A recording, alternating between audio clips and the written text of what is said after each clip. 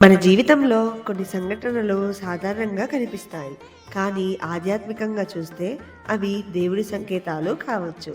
ఈరోజు మన ఇంట్లో కనిపించే 5 రహస్య సంకేతాల గురించి తెలుసుకుందాం. మొదటి సంకేతం, నిద్రలో దేవాలయం కనిపించడం. ఎవరైనా పదే పదే గుడి గురించి లేదా దేవుడు, దీపం ఇవి కలలో కనిపిస్తే అది మీ మనసు పవిత్రత పెరుగుతుందనే సూచన. రెండో సంకేతం, ఇంట్లో దీపం స్వయంగా ఎక్కువసేపు వెలగడం.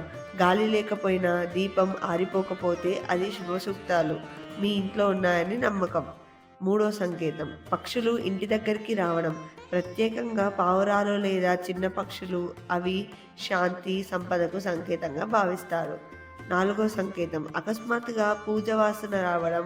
అగరబత్తి లేదా పుష్పాల సువాసన ఎక్కడి నుంచో వస్తే అది దైవిక శక్తి సమీపంలో ఉందని అంటారు. ఐదో సంకేతం, అనుకోకుండా సమస్యలు తొలగిపోవడం.